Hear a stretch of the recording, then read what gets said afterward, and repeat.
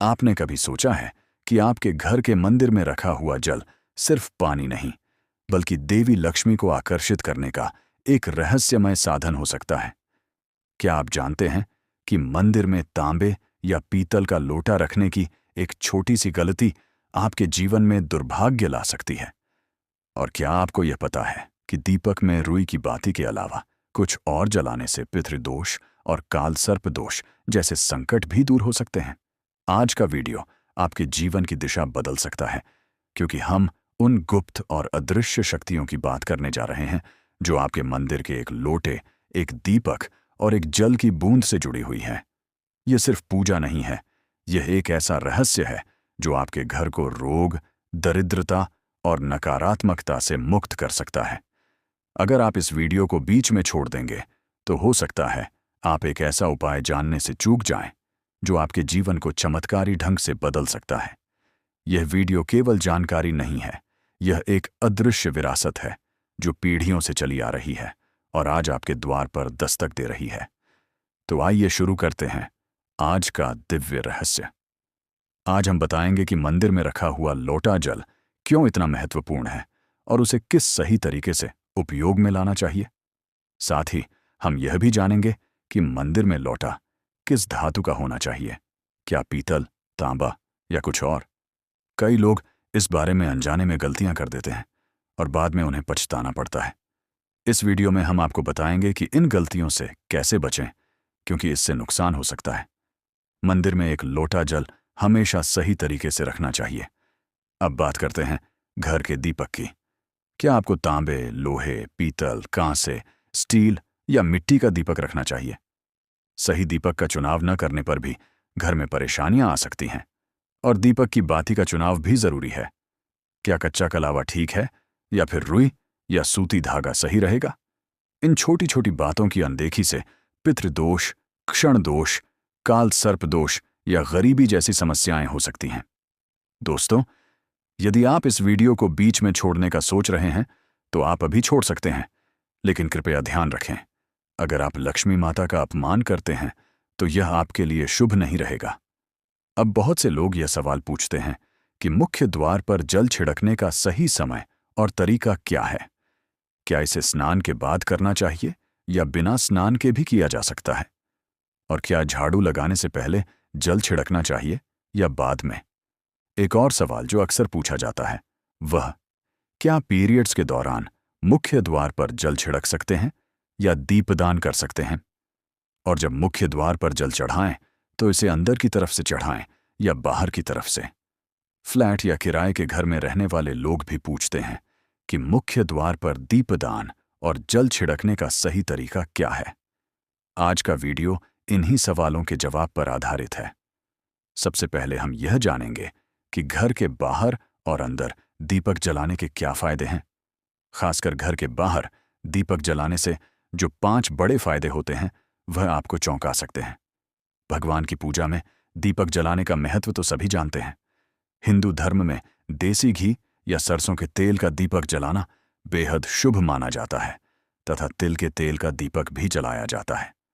लेकिन भगवान के सामने दीप जलाना केवल पूजा का एक तरीका नहीं है, बल्कि घर के अंदर और बाहर दीप जलाने से कई लाभ मिलते हैं। दीपक जलाने से न केवल सकारात्मक ऊर्जा उत्पन्न होती है, बल्कि 5 बड़े फायदे भी मिलते हैं। तो आइए जानते हैं। घर में दीपक जलाने से न केवल घर का अंधकार दूर होता है, बल्कि यह नकारात्मक ऊर्जा को भी घर से बाहर कर देता है। जहां दीपक जलता है वहां सकारात्मक ऊर्जा का वास होता है। स्वाभाविक है कि जहां सकारात्मक ऊर्जा होगी वहां भगवान का भी वास होगा। इसीलिए शाम होने से पहले दीपक जलाना शुभ माना जाता है। तेल से जलने वाले दीपक का असर उसके बुझने के बाद भी आधे घंटे तक बना रहता है, जबकि शुद्ध देसी घी का दीपक वातावरण को करीब 4 घंटे तक सकारात्मक रखता है।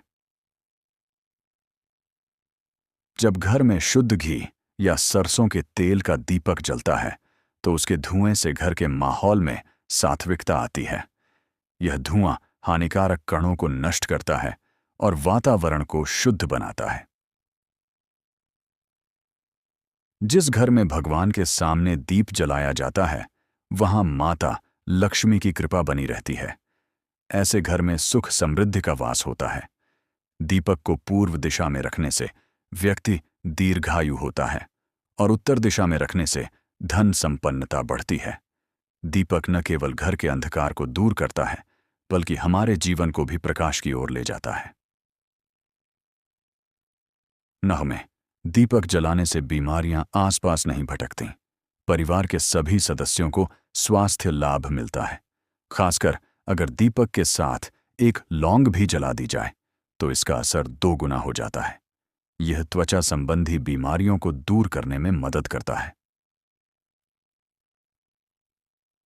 सनातन धर्म के अनुसार जिस घर में सुबह शाम दीप जलाया जाता है वहां कभी अंधकार नहीं होता। ऐसा घर शुभ शक्तियों को आकर्षित करता है। जलता हुआ दीपक शुभ शक्तियों को चुंबक की तरह खींचता है, जो घर के लिए अत्यंत लाभकारी होता है। तो दोस्तों, अब जानते हैं कि मुख्य द्वार पर जल छिड़कने का सही समय और विधि क्या है। अगर आप मुख्य द्वार पर जल चढ़ाते हैं तो आपको यह ध्यान रखना है कि जल को रात में सोने से पहले एक पात्र में भरकर रखना चाहिए। आप कोई भी पात्र ले सकते हैं, जैसे तांबे, पीतल, स्टील या चांदी का। यदि गंगा जल उपलब्ध हो तो उसे थोड़ी मात्रा में डालें और फिर शुद्ध जल से पात्र भर दें। अगर गंगा जल नहीं है तो केवल शुद्ध जल भी पर्याप्त है। इस जल से भरे पात्र को अपने घर की रसोई में रख दीजिए। सुबह उठकर इस जल का छिड़काव अपने घर के मुख्य द्वार पर करें। मुख्य द्वार पर सुबह सबसे पहले छिड़का गया जल घर की सभी समस्याओं को दूर करता है। यदि आप नकारात्मक ऊर्जा, मानसिक परेशानी, आर्थिक तंगी या वास्तु दोष से परेशान हैं, तो यह उपाय आपकी मदद करेगा। रसोई में रखा जल मुख्य द्वार पर छिड़कने से आपके घर की परेशानियां समाप्त हो सकती हैं। यह उपाय न केवल वास्तु दोष और पितृदोष को समाप्त करता है, बल्कि तंत्र मंत्र या बुरी नजर के प्रभाव को भी खत्म करने में सहायक है। इस उपाय को नियमित करने से घर में सुख समृद्धि बनी रहती है और बीमारियों से भी मुक्ति मिलती है। आपको यह जल सूर्योदय से पहले मुख्य द्वार पर छिड़कना चाहिए। अगर सूर्योदय के बाद आप मुख्य द्वार को अन्य जल से धोना चाहें तो यह कोई समस्या नहीं है, लेकिन यह विशेष जल सूर्योदय से पहले ही छिड़क दिया जाना चाहिए। अब कई लोग पूछते हैं कि क्या यह जल छिड़कने से पहले स्नान करना जरूरी है या बिना स्नान किए भी इसे किया जा सकता है। देखिए, जो जल हम सुबह मुख्य द्वार पर छिड़कते हैं वह एक महत्वपूर्ण उपाय है। इसे स्नान करने के बाद करना आवश्यक नहीं है। सुबह जल्दी उठें, सबसे पहले रसोई में जाएं और पहले से रखे जल को लेकर मुख्य द्वार पर जाएं। मुख्य द्वार खोलें और इस जल का छिड़काव करें। जल छिड़कते समय अपने पितरों और मां लक्ष्मी का ध्यान जरूर करें। ऐसा कहा जाता है कि सुबह सुबह मां लक्ष्मी हर घर के द्वार पर आती हैं। जिन घरों के द्वार खुले होते हैं और जहां जल का छिड़काव किया गया होता है वहां मां लक्ष्मी प्रवेश करती हैं। जल छिड़कते समय अपने मन में मां लक्ष्मी से प्रार्थना करें, हे मां लक्ष्मी, कृपया मेरे घर में प्रवेश करें। मैं आपका स्वागत करने के लिए तैयार हूं। इसके बाद पितरों का ध्यान करें, क्योंकि घर की दहलीज को पितरों का वास स्थान माना जाता है। जब आप दहलीज पर जल छिड़कते हैं तो पितर प्रसन्न होते हैं और उनका आशीर्वाद आपको मिलता है। स्नान करने की आवश्यकता नहीं है। आप बिना स्नान किए भी यह कार्य कर सकते हैं। अब आपके अगले प्रश्न की बात करें। क्या जल का छिड़काव झाड़ू लगाने के बाद करना चाहिए या पहले? इसका उत्तर यह है कि सुबह उठने के बाद सबसे पहला कार्य जल का छिड़काव करना चाहिए। इसके बाद आप झाड़ू लगा सकते हैं। सुबह उठते ही सबसे पहले बिस्तर पर बैठकर अपने दोनों हथेलियों को देखें और मां लक्ष्मी का ध्यान करें। यदि चाहें तो निम्न मंत्र का उच्चारण कर सकते हैं। करावस्थे लक्ष्मी कर, मध्य सरस्वती कर, मूल्य तू ब्रह्मा प्रभाते, कर दर्शन। फिर दोनों हाथ जोड़कर देवी देवताओं को प्रणाम करें। इसके बाद हाथ से धरती को स्पर्श कर प्रणाम करें और धीरे से अपना दाहिना पांव जमीन पर रखें। फिर रसोई में जाकर जल लें और मुख्य द्वार पर जल छिड़कें। जल छिड़कते समय मां लक्ष्मी और पितरों का ध्यान अवश्य करें। उसके बाद आप अपने घर के अंदर आकर अपनी दिनचर्या जैसे झाड़ू लगाना, स्नान करना आदि कर सकते हैं। अब कुछ लोगों का यह सवाल होता है कि क्या जल छिड़कने के बाद मुख्य द्वार की सफाई की जा सकती है? तो हाँ, आप ऐसा कर सकते हैं। पहले रसोई में रखा जल मुख्य द्वार पर छिड़क दें। इसके बाद अतिरिक्त पानी लेकर मुख्य द्वार की अच्छे से सफाई झाड़ू या पानी से कर सकते हैं। कुछ लोग पूछते हैं कि अगर वे फ्लैट या किराए के एक कमरे में रहते हैं तो जल का छिड़काव और दीपदान कहाँ करें? तो इसका उत्तर यह है कि आप जहां रहते हैं वहां के मुख्य द्वार को ही मानें। मतलब जिस दरवाजे पर आपका नाम लिखा हो या नेम प्लेट लगी हो, वहीं जल छिड़कें और दीपदान करें। अगर आपके पास एक ही कमरा है तो कमरे के दरवाजे को मुख्य द्वार मानें और वहीं पर यह उपाय करें। अब अगला सवाल यह है कि क्या पीरियड्स के दौरान मुख्य द्वार पर जल छिड़का जा सकता है और दीपदान किया जा सकता है? जल छिड़कने के लिए पीरियड्स का कोई असर नहीं होता, आप जल छिड़क सकती हैं। लेकिन दीपदान कार्मिक पूजा में आता है, जो बिना शुद्धता के नहीं किया जा सकता। इसका मतलब यह है कि पीरियड्स समाप्त होने के बाद ही दीपदान करें। इसके अलावा कुछ लोग पूछते हैं कि मंदिर में जल रखना जरूरी है या नहीं, और रखा हुआ जल क्या करना चाहिए। तो शास्त्रों के अनुसार घर के मंदिर में एक लोटा जल रखना बहुत जरूरी है। जल ऊर्जा को संचित करता है। जब आप पूजा करते हैं, मंत्र जपते हैं या भगवान से प्रार्थना करते हैं, तो इन सभी की ऊर्जा उस जल में समाहित हो जाती है। यही कारण है कि मंदिर में जल रखना आवश्यक है। सुबह की पूजा के दौरान एक लोटा जल मंदिर में रखें और दीपक जलाएं। यह अग्नि और जल के संतुलन का प्रतीक है। पूजा के बाद इस जल का उपयोग शुभ कार्यों में करें, जैसे पौधों में डालना या घर में छिड़काव करना। यह सकारात्मक ऊर्जा को बढ़ाता है। सुबह की पूजा के समय हम मंदिर में जल रखते हैं। अगली सुबह जब आप पूजा करने जाते हैं तो सबसे पहले उस जल का उपयोग करें। आप पूरे घर में उस जल का छिड़काव कर सकते हैं। यह जल आपके घर को शुद्ध करता है, क्योंकि यह सकारात्मक ऊर्जा से भरा होता है। इससे कई बीमारियां भी दूर हो जाती हैं और घर में नकारात्मक ऊर्जा का प्रवेश नहीं होता। अगर आप नियमित रूप से इस जल का छिड़काव करते हैं तो आपके घर की समस्याएं धीरे धीरे खत्म हो जाती हैं। कभी कभी लोग यह शिकायत करते हैं कि दवाइयां असर नहीं करती।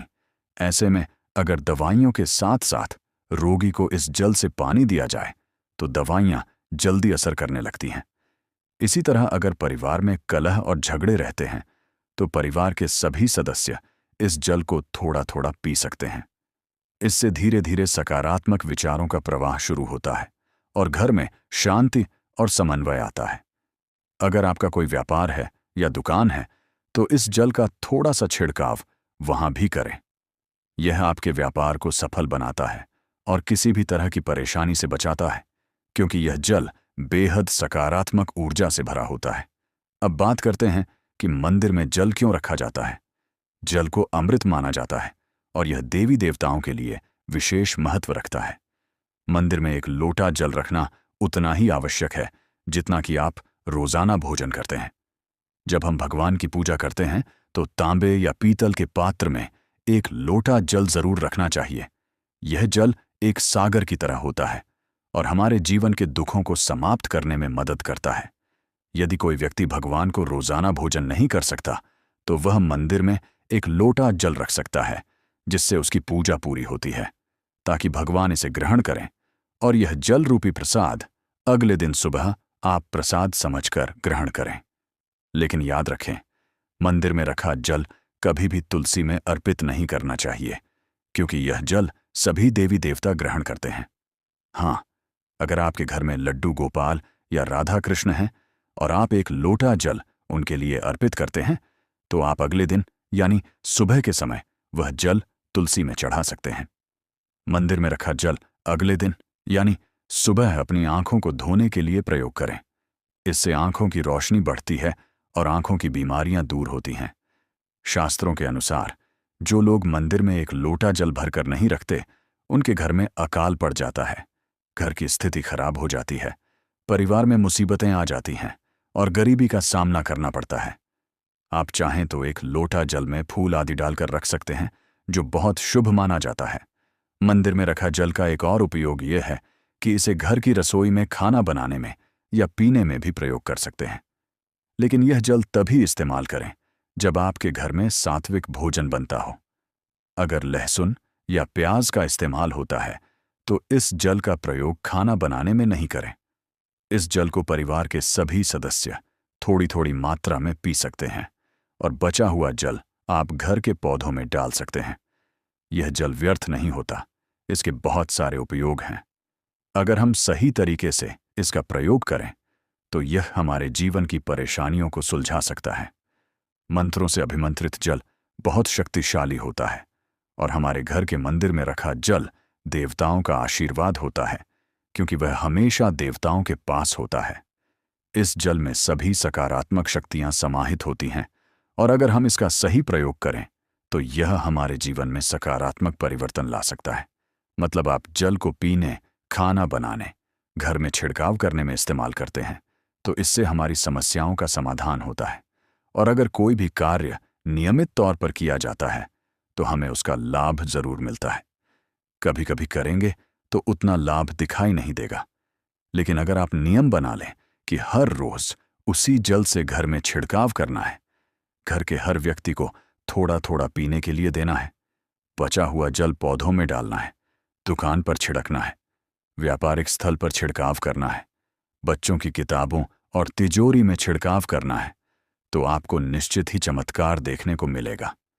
इसी तरह से जो रसोई में रखा हुआ जल होता है उसका छिड़काव आप अपने घर के मुख्य द्वार पर रखें तो इसका लाभ बहुत जल्दी दिखाई देगा। लेकिन इसे अपने रूटीन में शामिल करना होगा और प्रतिदिन नियम से यह कार्य करना होगा, तभी आपको लाभ मिलेगा। कई लोगों के सवाल होते हैं कि मंदिर में रखा जल जब हम अगले दिन उठाते हैं तो उसमें कभी कभी कीड़े मकोड़े पड़ जाते हैं, तो क्या हम उसे ढक सकते हैं? हाँ, आप उसे पूजा के बाद किसी प्लेट या कटोरी से ढक सकते हैं। जब आप अगले दिन उस जल को उठाएंगे तो वह बिल्कुल शुद्ध और साफ सुथरा होगा। आप इस जल का प्रयोग किसी भी कार्य में कर सकते हैं। जब भी आप घर के मुख्य द्वार पर जल छिड़काव करें तो गणेश जी का मंत्र ओम गणपत नमः जरूर बोलें और जो हमने आपको वीडियो में बताया है उसे ध्यान से समझकर अपने घर के मुख्य द्वार पर जल का छिड़काव करें। अब जानते हैं कि दीपक किस पदार्थ का होना चाहिए। लोहे का, तांबे का, पीतल का, कांसे का, स्टील का या मिट्टी का। आखिर घर में कौन सा दीपक रखना शुभ माना जाता है? अगर गलती से भी घर में गलत पदार्थ का दीपक रखा है तो पूरा घर अस्त व्यस्त हो जाएगा, कंगाल हो जाएगा और बर्बाद हो जाएगा। देखिए, स्टील के दीपक में पूजा करने से घर में शनि को नाराज किया जाता है। लोहे के दीपक से भी पूजा नहीं करनी चाहिए, क्योंकि इससे घर में गरीबी आ जाती है। बाजार में लुभाने के लिए कांच के दीपक भी आ गए हैं, लेकिन बिल्कुल भी गलती से भी घर में कांच का दीपक न लाएं, नहीं तो राहु केतु आपके घर में आ सकते हैं और घर बर्बाद हो सकता है। कांच का दीपक शनि और राहु को नाराज करता है। तांबे का, पीतल का और मिट्टी का दीपक धन की देवी लक्ष्मी को आकर्षित करता है। घर में कोई भी अन्य प्रकार का दीपक लाना सही नहीं माना जाता। पीतल और मिट्टी के दीपक को शुभ और मंगलकारी माना जाता है, क्योंकि यह शनि और राहु केतु को प्रसन्न रखता है, साथ ही मंगल ग्रह का भी असर कम करता है। कच्चा कलावा और रुई से जलने वाला दीपक सर्वोत्तम होता है। जो लोग सूती धागे से हाथ पर बांधने वाली बाती तैयार करते हैं उनके घर में समस्याएं और गरीबी आ सकती हैं। रुई और कच्चा कलावा का दीपक ही शुभ माना जाता है। अब जानते हैं मंदिर में घंटी क्यों बजाई जाती है। शंकर के मंदिर में घंटी बजाने का उद्देश्य क्या है? ताली क्यों बजाई जाती है?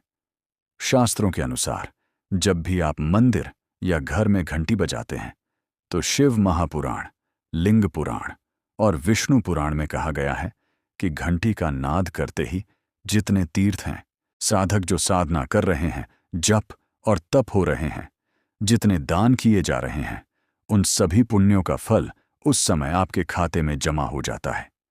अब मंदिर में ताली बजाने का महत्व भी समझें। जब लोग भजन कर रहे होते हैं, साधना में होते हैं, अभिषेक कर रहे होते हैं या पूजा में व्यस्त होते हैं तो 3 बार ताली बजाने से उनका पूरा पुण्य हमारे खाते में आ जाता है, जिससे हमारा भाग्य उज्ज्वल हो जाता है। एक महत्वपूर्ण बात यह है कि घर में गरुड़ घंटी का नाद करना बेहद शुभ माना जाता है, मगर बच्चों को खेल के तौर पर घंटी नहीं दी जाती, क्योंकि घंटी का नाद करते समय सभी का पुण्य हमारे खाते में आ जाता है। इसीलिए घंटी का नाद केवल पूजा और भजन के समय ही करना चाहिए। इसे खेल खिलौने के रूप में न लें। मंदिर में घंटी बजाने का तरीका भी महत्वपूर्ण है। यह हमेशा प्रेम और श्रद्धा से बजानी चाहिए, न कि जोर जोर से। कई बार लोग मंदिर का पट बंद होने के बाद भी घंटी बजा देते हैं, जिससे पाप लगता है। अगर भगवान मंदिर में विश्राम कर रहे हैं तो उस समय घंटी बजाना घोर पाप माना जाता है।